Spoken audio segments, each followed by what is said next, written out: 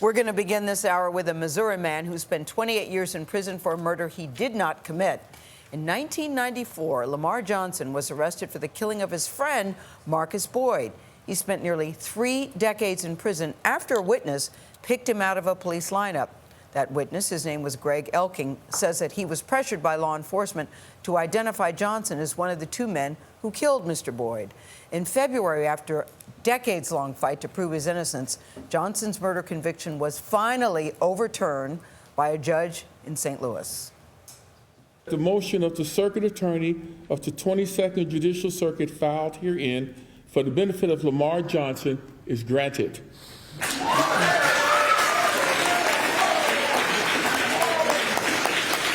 The conviction of Lamar Johnson in State v. Lamar Johnson, cause 22-941-37068, is hereby set aside and held for naught.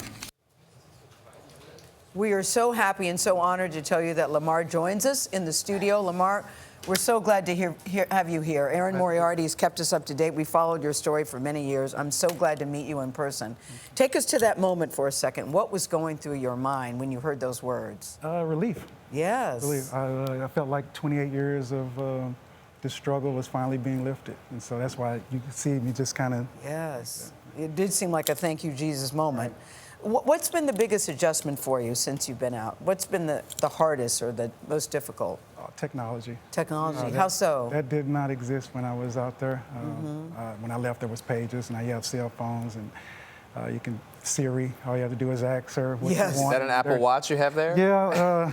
I didn't think that I would want all this stuff, but then I find that it's useful. And what about living your life day to day, the choices you make or the options? Does that ever seem overwhelming to you? Oh, it is. Because like when what? You're inside, you get what you get. Like yes. On Mondays, you're going to have hamburgers. On Wednesday, you have such and such. So I find myself when I go to restaurants and I have this long list, it's like kind of hard to... That you get to decide. Decide, yeah. All the stuff we take for granted. Same way when in convenience stores, you go in and you see everything just on these shelves, and there's 10 different types of razors. And so that's been the biggest. You got to walk your daughter, Kira, down the aisle. That was recently. a blessing. What was, take me through that emotion, how you felt on that day. Here's a picture of the 2 of you. What was going through your mind? How did you feel? How old was Kira when you went That's in? what I was going to say. She was just 5 months when I left. Oh, man. So then then I had to see this beautiful woman who was grown and making the decision to start a life with someone else. And so I was just grateful to be able to be there and walk her down the aisle. So key to your wrongful conviction was the testimony of one individual in particular, a Gayle King, who our Erin Moriarty actually interviewed. I want to play that a little bit from that interview and then talk about it. Can we roll that? You had doubts right afterwards. Why didn't you tell somebody? Why didn't you say, because I think? Nobody talks to me. Nobody. Who am I going to tell? I don't know who I could have told. Did it occur to you at that moment that you might have put an innocent man behind bars? Without a doubt. Because I lied on the testimony. I lied because I thought I was doing the right thing. So, Lamar, you may not have been able to hear because you don't have the earpiece in, but that was King saying he felt pressured to identify you and that he knew in the moment that he lied. Right. What's it like knowing that was his perspective in this pivotal moment that changed your life forever and years you can never get back? Well, yeah, I mean, I can understand the pressure that he was under, but I try to look more at the end as opposed to the beginning.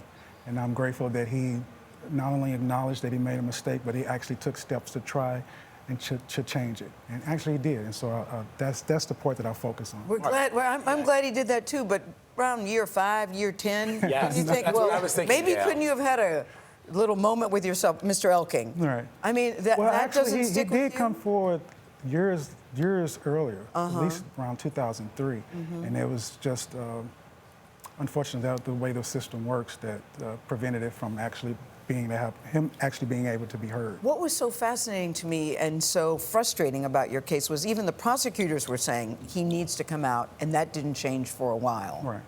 So how did you process that, knowing that they were saying you shouldn't be here, and yet there you sat?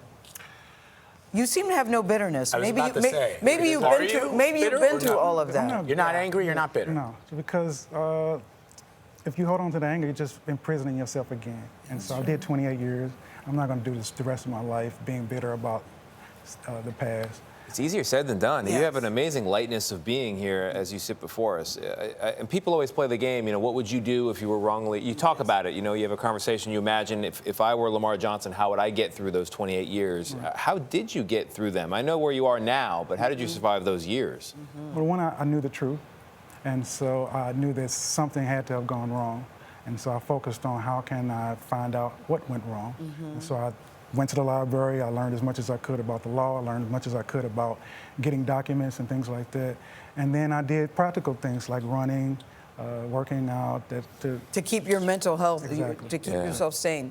But you received no compensation from the state of Missouri when you were released. So how do you even begin to build your life? What do you do for a living? How do you get a job? How do you come back in society? Well, unfortunately, I had the Innocence Project, and I had a good friend of mine named Ricky Kidd who's kind of helped me. Who's here right Ricky's now? Exactly. here. Yeah, and he's an exonerate too. I met him inside. We made a pact that whoever got out first, it was going to come back and help each other.